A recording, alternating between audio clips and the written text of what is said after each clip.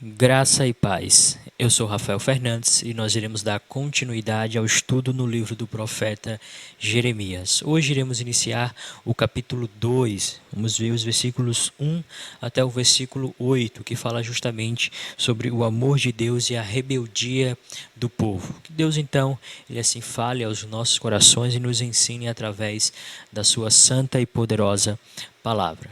É fato que Deus havia cuidado do seu povo, protegido, guardado, e após eles conquistarem aí, começarem a conquista da terra de Canaã e a se estabilizar em Canaã, eles começam então a se desviarem do propósito pelo qual Deus havia conduzido o seu povo até aquela terra. Deus havia dado algumas leis, algumas ordens ao seu povo para que eles não se contaminassem, mas não era bem assim que eles estavam vivendo. E vamos ver então os desdobramentos da desobediência, as consequências que eles atraíram para a vida de cada um daquela nação. E é sempre bom lembrarmos que o nosso pecado ele sempre gera algumas consequências e muitas vezes as consequências maiores, né, como a própria morte, né, por causa das nossas más escolhas. Israel iria experimentar o juízo de Deus em suas vidas justamente porque se afastou do Senhor. E esses primeiros versículos vão mostrar que nem sempre foi assim. Israel, no início, ele andou com o Senhor, esteve com o Senhor como uma noiva, como ele vai dizer no texto. Eu convido a você, né, a fazer a leitura deste capítulo, né, ou pelo menos os versículos que nós vamos estudar nesta ocasião. Bem, há uma frase de Abraham Lincoln que diz o seguinte: assim como os indivíduos, as nações estão sujeitas ao castigo e à disciplina neste mundo. E de fato, né, o livro de Jeremias vai nos ensinar que Deus ele visita não apenas um homem em específico, ele não vai tratar apenas com um homem quando ele peca, mas ele também trata com a nação de uma forma geral.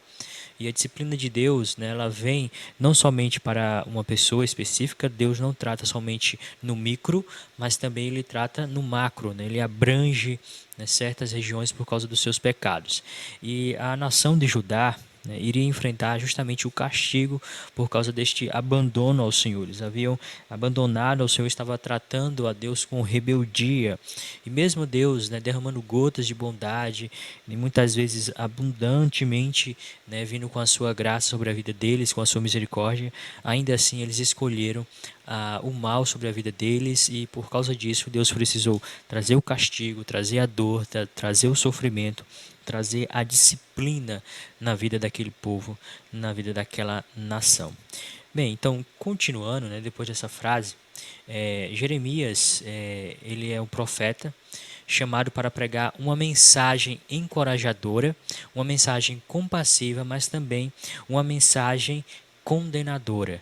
Então, são pelo menos esses três aspectos da mensagem de Jeremias. Ela, de fato, é uma mensagem encorajadora justamente para o próprio Jeremias, porque ele iria confrontar aquela nação contra os seus pecados. Ela também é uma mensagem compassiva, chamando as pessoas ao arrependimento, mas ao mesmo tempo apontava para a condenação, porque Deus sabia, né? Deus sabia que aquela nação não iria se curvar diante dos seus profetas, né? Pelo contrário, eles muitas vezes, né, abandonaram a mensagem de Deus. E Jeremias ele está sendo guiado, né, pela palavra de Deus a confrontar então o povo com os seus pecados.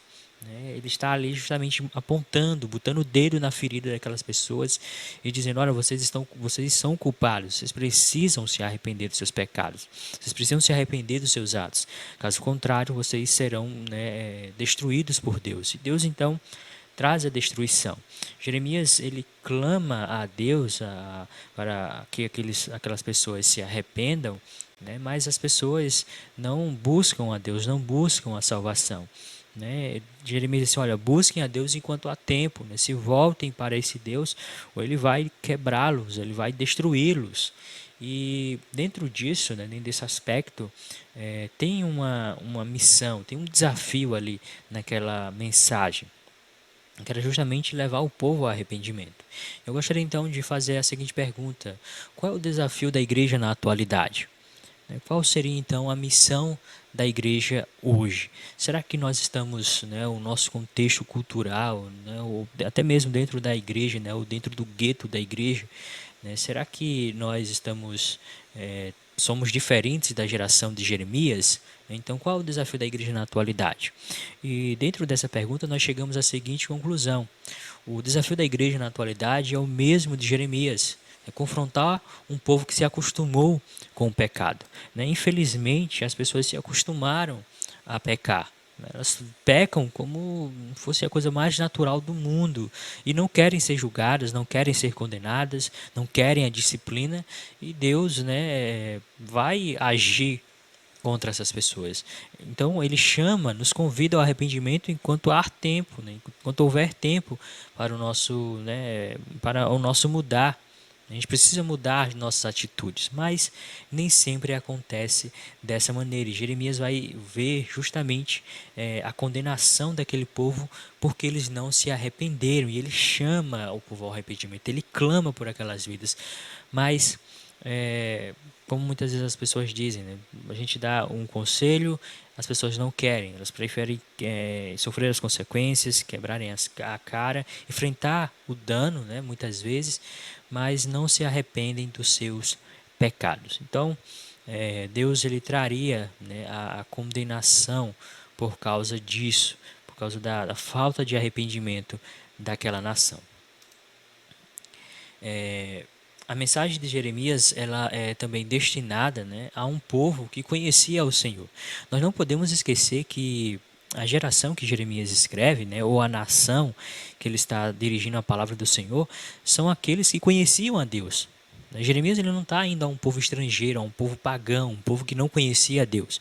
Muito pelo contrário.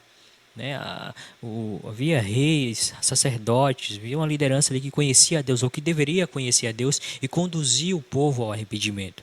Mas não foi isso que aconteceu. E esse foi o grande problema, porque eles estavam tão acostumados com o pecado que também eles queriam não somente que Jeremias, que era o profeta do Senhor, aceitasse o estilo de vida deles, como também o próprio Deus aceitasse o estilo de vida deles, como se não fosse pecado algum. Todavia, esse povo deu as costas para Deus e seguiu o seu caminho após outros deuses. Eles foram pelo caminho da idolatria.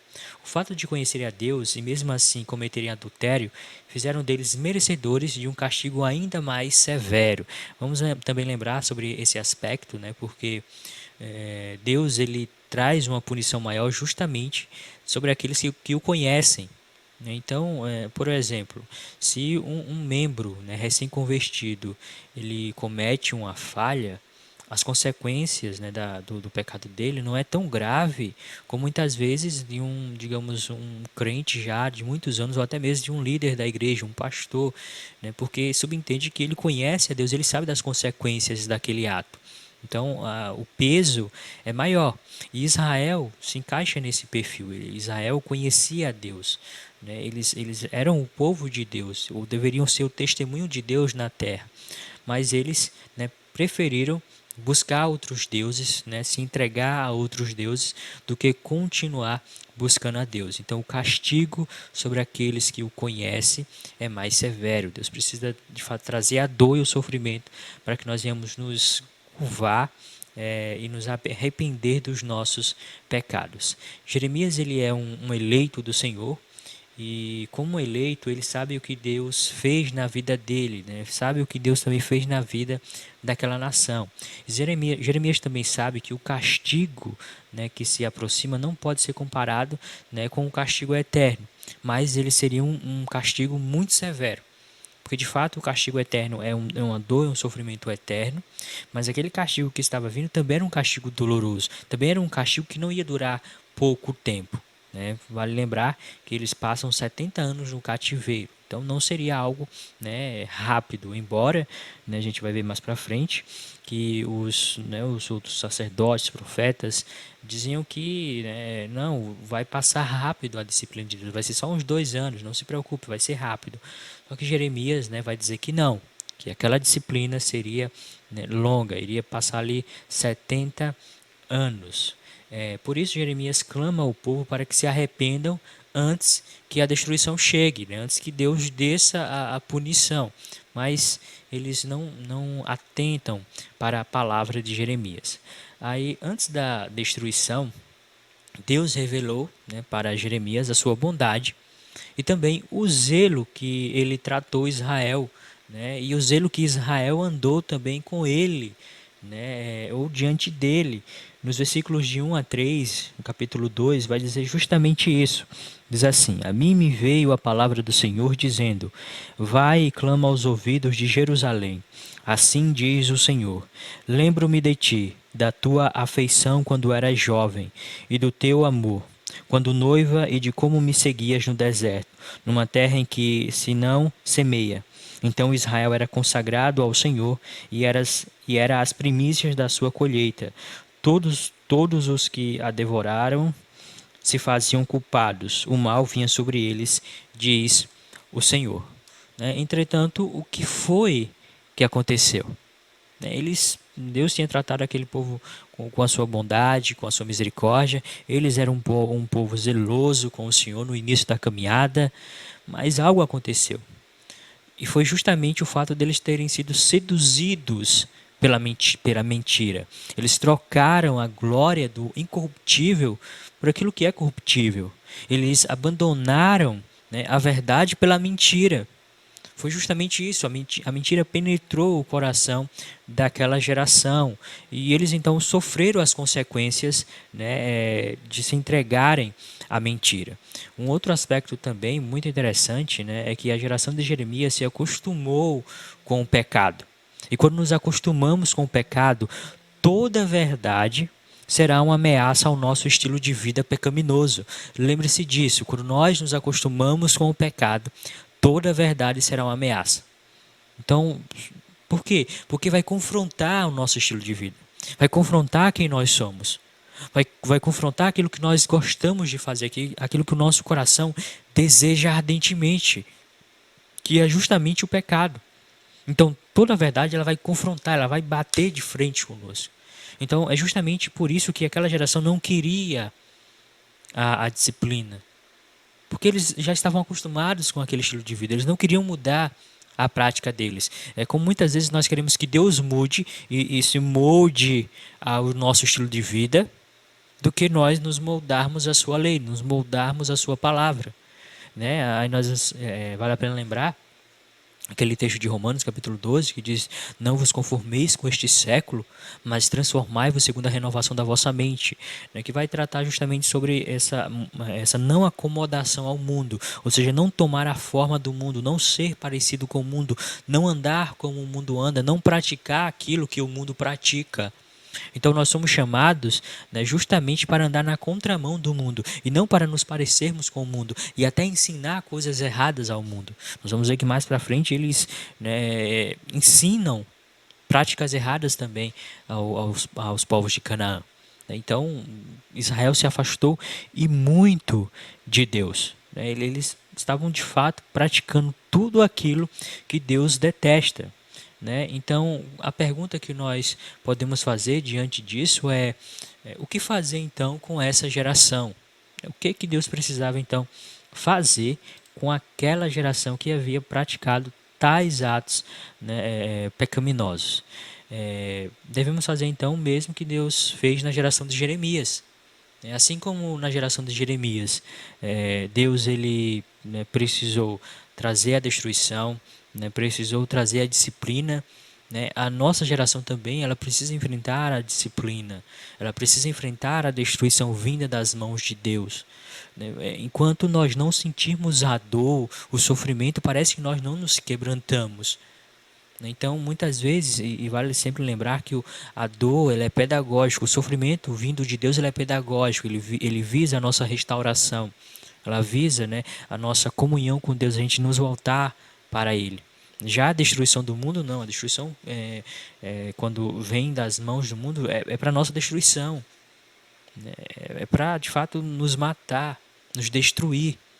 Mas quando ela vem das mãos de Deus, ela tem um sentido pedagógico, né? Tem um sentido de nos tratar e nos trazer de volta para Deus.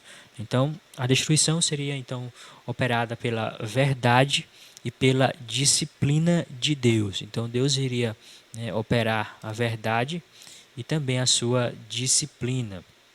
Isso é muito interessante, né? Porque a verdade ela iria expor a mentira que eles estavam vivendo e assim também na atualidade, né? Hoje, a verdade expõe a mentira que somos, expõe a mentira que anunciamos, né? E expõe a mentira que acreditamos. E por fim, a disciplina ela corrige então a nossa conduta. Então, qual era o propósito de Deus em meio a, né, trazendo a verdade e a disciplina? Era justamente isso, né? Expor quem nós somos, né, longe dele, a mentira que nós vivemos longe dele, a mentira que nós queremos que se torne verdade, e a disciplina visava justamente a correção dessa falha, né? Então, havia uma falha, e é por isso que é maravilhoso, né, o texto de João, quando ele diz: Conhecereis a verdade, e a verdade vos libertará, porque a verdade expõe quem nós somos, e expõe que nós precisamos de salvação. Expõe que nós precisamos urgentemente de Deus, da intervenção de Deus em nossas vidas. E a disciplina ela vai justamente corrigir, ou seja, nos colocar de volta ao caminho. É como um trem, né, sendo novamente colocado sobre os trilhos. Nós saímos dos trilhos quando nós pecamos e precisamos ser novamente, né, colocados no trilho, alocados. E isso é o que acontece com as nossas vidas quando nós pecamos. Então Deus precisa agir. Então Deus iria agir dessa forma ali com a geração de Jeremias, com a verdade e com a disciplina, né? E como é que Deus faz isso? Ele envia o seu profeta para anunciar essa verdade, né? Jeremias era a boca de Deus ali na terra e ele, né, iria trazer os babilônicos para exercer a disciplina. Isso também é muito interessante, muito característico da forma de Deus trabalhar. Ele levanta, né, o arauto, aquele que iria trazer a verdade, o profeta, e também aqueles que iriam ser a sua mão ou o seu braço de punição, que era justamente uma nação que não conhecia Deus, né, e iriam descer então a disciplina sobre eles. Então Deus faz isso na história várias e várias vezes. Ele levanta a verdade para que a gente veja o porquê ele vai levantar o mal sobre nossas vidas. Então, sempre que Deus vai agir, é bem interessante também analisarmos isso na Bíblia, ele sempre faz isso. Ele expõe o porquê ele vai fazer aquilo e ele também fomenta o crescimento do mal para trazer a sua disciplina sobre as nossas vidas e assim corrigir, né? O propósito de Deus é corrigir a nossa conduta e nos voltarmos então para Ele. Deus ele retrata Israel como uma esposa infiel, né?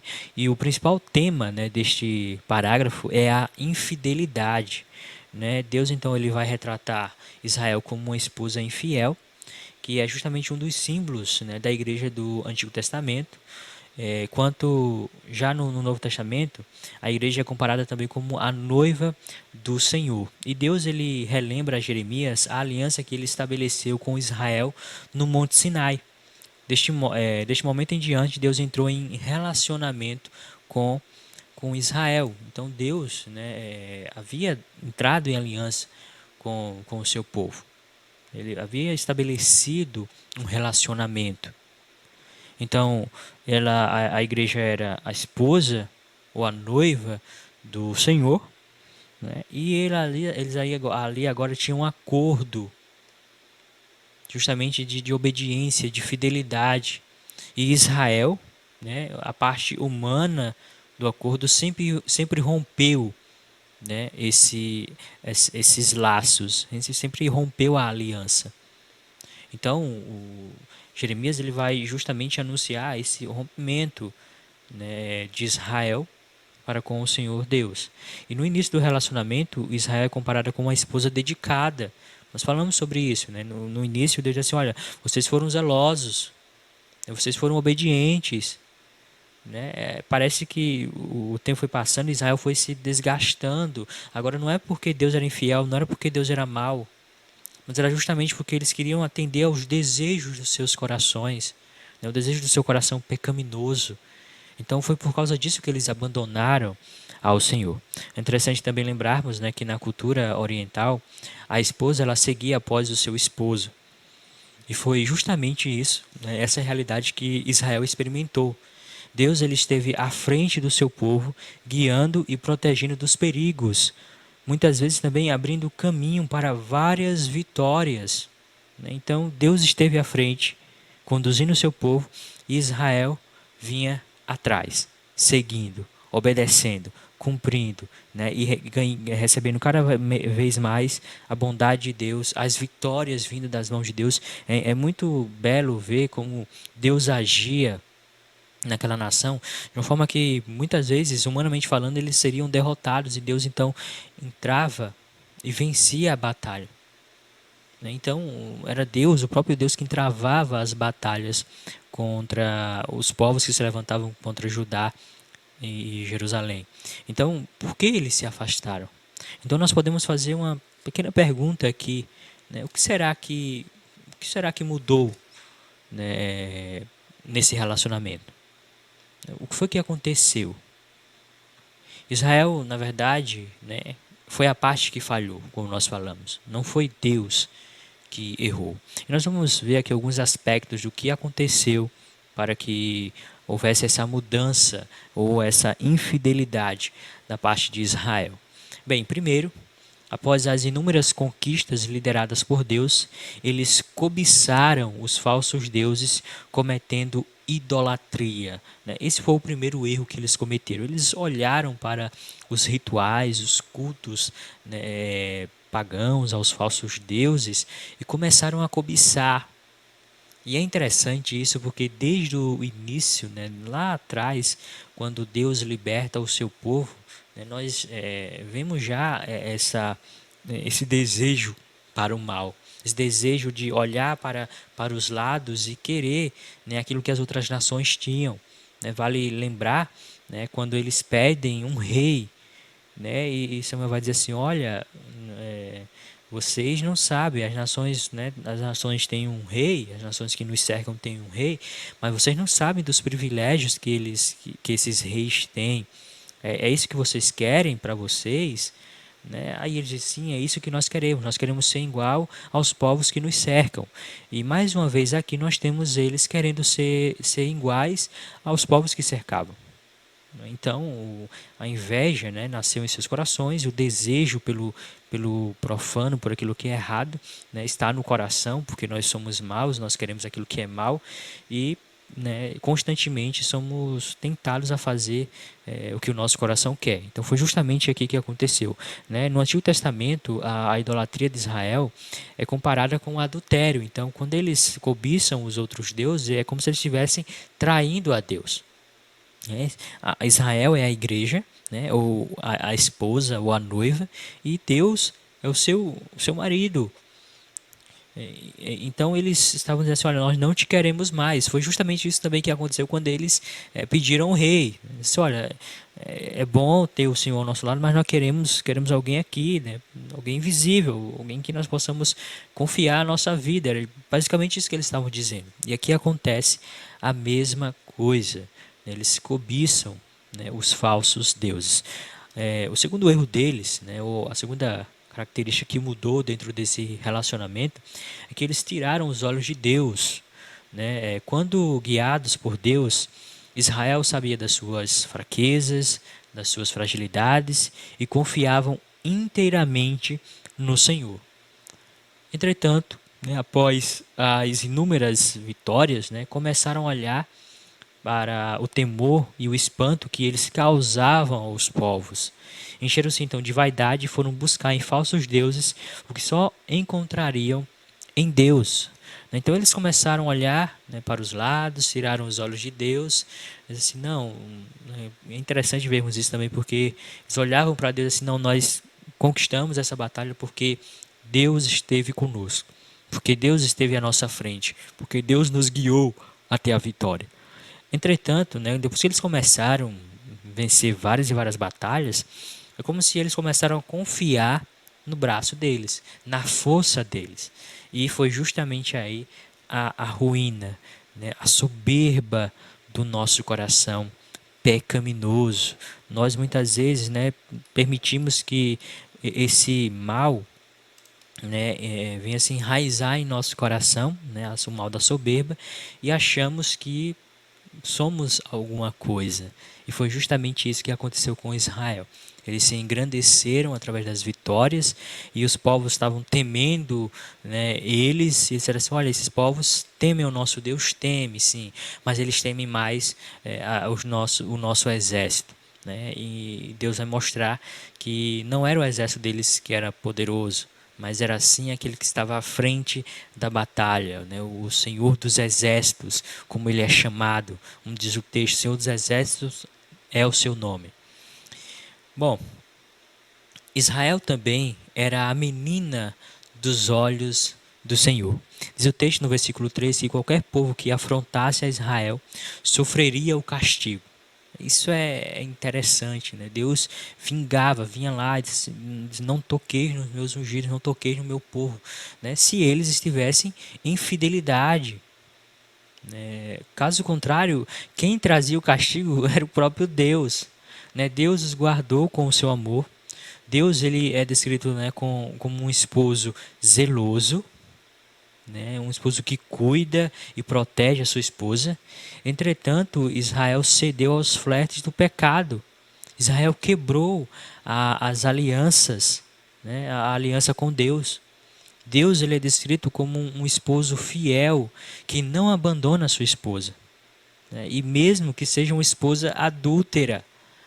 Né, e isso é interessante porque a disciplina visa justamente isso, é resgatar a esposa adúltera. Deus diz, é isso que vocês querem, então vá lá, experimente, se contamine, quebre tudo, se arrebente, mas eu vou trazer a dor, trazer o sofrimento para lhe trazer de volta. E ele sofre o dano em nosso lugar. E isso é também magnífico na Bíblia. Deus ele não anuncia, né, apenas a destruição, mas ele também é aquele que oferece o perdão.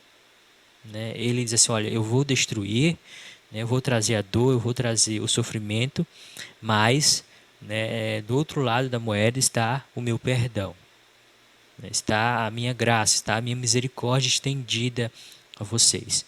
Né? Poderíamos dizer assim, com uma mão ele traz a destruição, ele traz a dor, ele traz a morte, mas com a outra ele oferece a graça, o perdão e a misericórdia. Ele seria então aquele que cuidaria das feridas da infidelidade. Olha que magnífico, né? Porque Deus ele permite, né, o erro na vida daquela nação. Ele entrega aquela nação ao seu próprio coração pecaminoso, mas ele está disposto a sarar, né, curar as feridas da infidelidade. Ou seja, né, imagine aí a ideia que nós temos aqui do texto, né, é que um exemplo, né, tem um casal, a esposa então decide sair de casa, né, se entregar-se a outros homens, e ela com o tempo ela percebe que o que ela fez foi terrível, mas só que agora ela está toda machucada em seus outros relacionamentos, né? As pessoas só a maltratavam, ela lhe feria, lhe magoava, abria várias e várias feridas, e ela então é acolhida porque ela nem menos esperava, né, pelo seu ex-esposo que está com as portas abertas para recebê-la de volta, limpá-la, né, de toda a sujeira que ela se contaminou, né, cuidar dela como de fato alguém que a ama verdadeiramente. E é assim que Deus age. Deus ele permite que nós nos sujemos no pecado, mas ele está de portas abertas nos esperando para nos limpar e nos purificar, né? Agora, precisamos também lembrar que essa permissão de Deus é justamente a forma que Ele traz o juízo sobre nossas vidas. Né? Quantas e quantas vezes quebramos a cara quando nós queremos agir segundo o nosso coração pecaminoso, né? E sofremos as consequências dos nossos atos. Né? É triste isso, as consequências. Né? Uma das coisas mais interessantes do pecado, né, é justamente isso, a consequência. Porque quem disser que não gosta de pecar, né, é mentira, porque o pecado em si ele é prazeroso, né, e a nossa carne ela está em busca desse prazer do pecado. Só que esquecemos que todo pecado ele tem uma consequência. E é justamente as consequências que pesam sobre nossas vidas. Deus, quando Ele nos perdoa, né?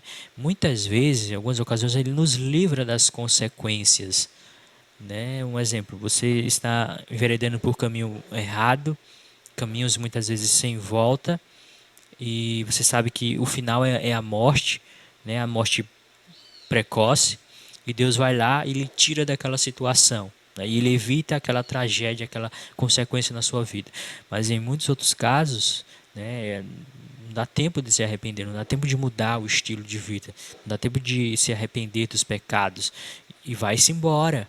E nós precisamos lembrar das consequências do pecado. Todo pecado tem uma consequência. Um exemplo, a infidelidade, né, rompe, né, justamente com a confiança. Então, até você reconstruir a confiança, humanamente falando, é bem complicado, porque nós não conseguimos confiar mais na outra pessoa. Então, há as consequências do nosso pecado, e são inúmeras consequências. Bem, mas continuando, já caminhando, né, para próximo do fim deste capítulo, melhor, deste parágrafo, Deus manda, né, perguntar, né, o profeta perguntar ao povo que injustiça, né, eles acharam em Deus, né, que injustiça Deus cometeu. E nós vamos chegar à conclusão que Deus não cometeu nenhuma injustiça, porque fomos nós que o rompemos, fomos nós que nos afastamos, fomos nós que pecamos contra o Senhor, não foi Ele, né? Então Deus diz assim, olha, que injustiça, né, acharam em mim. Olha o que é que ele diz no versículo 5. Assim diz o Senhor, que injustiça acharam vossos pais em mim, para de mim se afastarem, indo após a nulidade dos ídolos e se tornando nulos eles mesmos. Então, o que foi que eu fiz de errado? Não fiz nada, quem pecou foi vocês. Quem me abandonou foi vocês, eu nunca os abandonei. Deus não foi apenas, né, traído pelo seu povo, mas também ele foi abandonado, né? Foram duas questões graves, né? Primeiro, a traição. E é interessante que o contexto aqui é justamente esse. Se Deus é a parte ofendida, aquele que foi traído, ele poderia dizer assim, olha, eu te rejeito, eu te abandono, né? Você errou. Mas não, Deus continuou ali. Deus continuou esperando Israel. Mas Israel fez o quê? Abandonou a Deus. Fugiu. E é interessante que quando nós ligamos isso, né, ao primeiro, né, ato após o pecado de Adão e Eva. Eles fogem de Deus, eles abandonam a Deus. É Deus quem vem ao encontro de Adão e Eva. Então essa é a reação natural do homem quando peca. É fugir de Deus, é se afastar, é abandonar a Deus. Então Jeremias ele vai apelar, né, para o passado daquela nação, né? No versículo 6 e 7 ele vai dizer o seguinte, e sem perguntarem, onde está o Senhor que nos fez subir da terra do Egito, que nos guiou através do deserto, por uma terra de ermos e de covas, por uma terra de sequidão e sombra da morte, por uma terra em que ninguém transitava e na qual não morava homem algum. Eu vos introduzi numa terra fértil, para que comesseis o seu fruto e o seu bem. Mas depois de terdes entrado nela, vós a contaminastes e da minha herança fizeste abominação. Então, Deus apela para o passado, né? Na tentativa de alertá-los para não comprometerem o seu futuro, né? Deus diz assim, olha, olhem para o passado. Olha o que eu fiz a vocês. Vocês são o que são hoje porque fui eu quem agi, fui eu quem interferi na vida de vocês. Fui eu quem dei as vitórias. Fui eu quem guiou vocês pelo deserto, né, tirando água da rocha, literalmente, para vocês. E o que foi que vocês fizeram? Nós abandonamos a Deus muitas vezes pelos prazeres temporários do pecado, que em si carregam as consequências eternas. Nunca mais se esqueça dessa frase.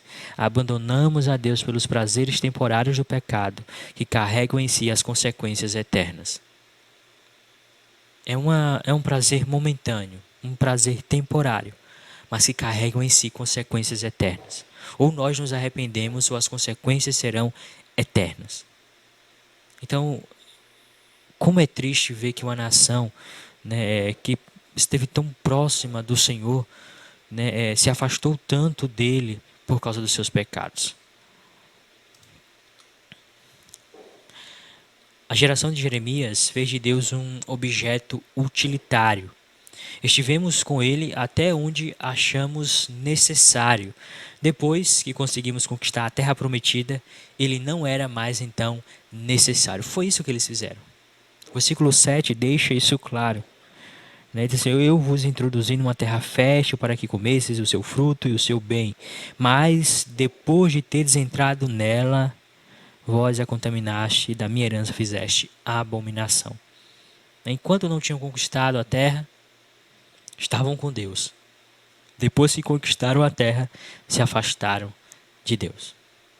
Muitos dos relacionamentos, né, hoje são assim. Os relacionamentos amorosos muitas vezes são, e não só amorosos, mas muitas vezes nós nos aproximamos das pessoas apenas com um interesse utilitário. O que é que eu posso extrair daquela pessoa? E depois que eu conquisto, eu simplesmente jogo fora. Né, simplesmente descarto a pessoa. Foi justamente isso que eles fizeram com Deus. Eles descartaram a Deus. Eles lançaram fora. Né, e rapidamente aqui, né, nós podemos dar um conselho principalmente aos homens, né?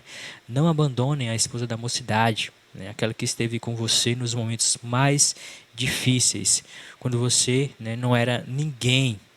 Né? Então não troquem suas esposas por belas jovens. Né? Olhem para o passado, para tudo o que essas mulheres já enfrentaram ao seu lado.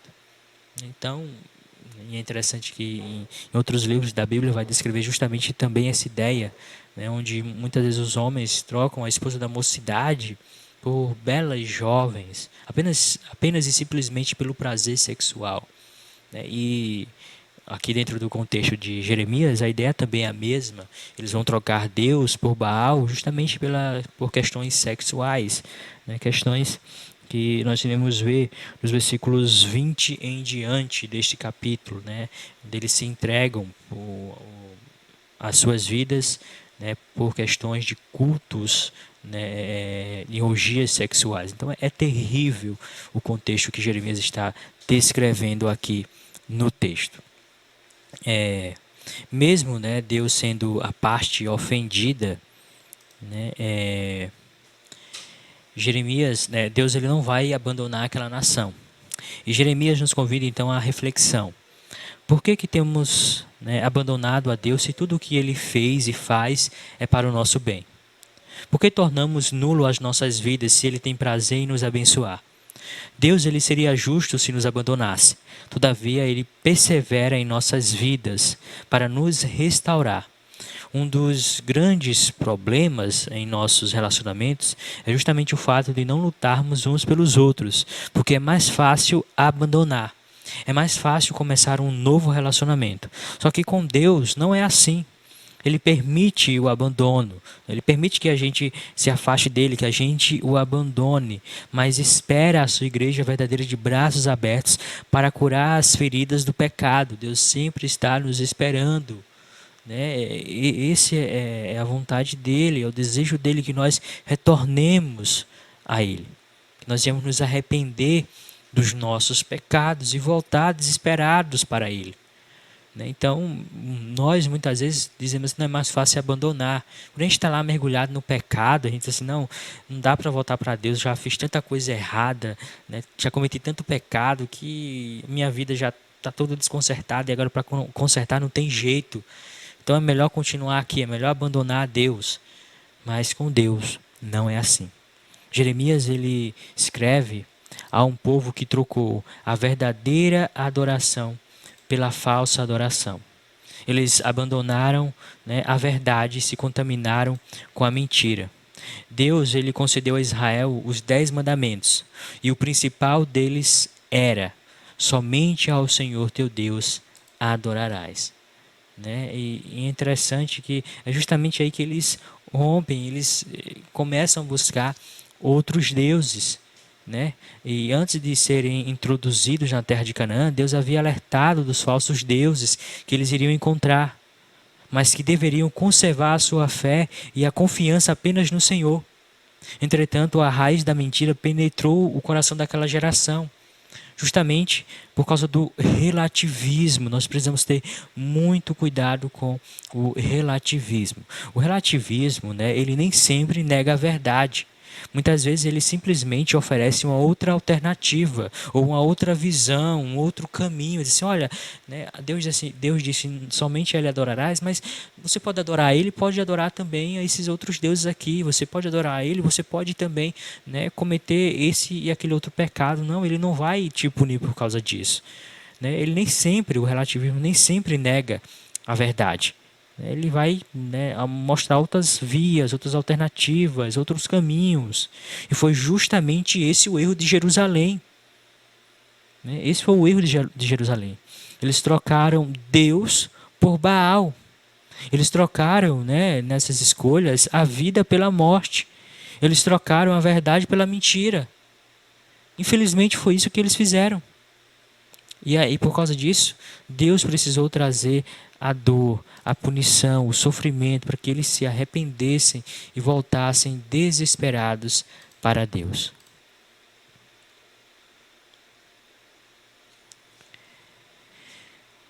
O homem, ele então prefere a mentira porque é mais fácil conviver com a mentira do que aceitar a verdade de quem nós somos. Estamos vivendo em uma geração que odeia a verdade. Eles não querem ser confrontados por ela. Jeremias diz que aqueles que deveriam guiar o povo, na verdade, não conheciam a Deus. A igreja precisava anunciar a verdade e, assim como Jeremias, não temer as consequências. Então, nós estamos vivendo em uma geração que odeia a verdade. Né? Eles não querem a verdade, eles odeiam a verdade. Infelizmente, muitas igrejas estão abraçadas com o relativismo, estão agarradas com a mentira, mentem a si mesmas, mentem aos homens e pensam que estão agradando e adorando a Deus. Né? Deus, ele precisa então, né, punir gerações que agem assim. São igrejas que não mostram o caminho estreito da salvação, mas alargam o caminho da perdição. Para tais igrejas, o que resta é a punição pelos seus pecados. Não há outra saída, não há outro meio. Deus precisa punir o pecado. E Deus, ele deixa claro que precisa punir a geração. Ele diz, será uma pena longa, mas será tempo suficiente para que eles se humilhem e voltem para Deus. Precisamos ser humilhados para lembrarmos de tudo aquilo que Deus já fez por nós. A punição, ela visa a restauração. O propósito de Deus é salvá-los, mesmo que para isso eles tenham que passar pelo fogo. Assim como o ouro precisa passar pelo fogo para se purificar, a igreja que peca, a igreja que está abraçada com o pecado, com o relativismo, com a mentira, necessita enfrentar a ardente punição divina para ser purificada e ainda assim voltar para Deus e o adorar. Porque sem Ele não há vida, sem Ele não há eternidade, sem Ele nós estamos perdidos. Que Deus então assim aplique a sua santa palavra ao nosso coração e que possamos buscar a Deus em espírito e em verdade e abandonar o nosso pecado. Não abandonar a Deus, né? Não fuja de Deus, fuja para Deus, se refugie nele. Que Deus então abençoe a sua vida.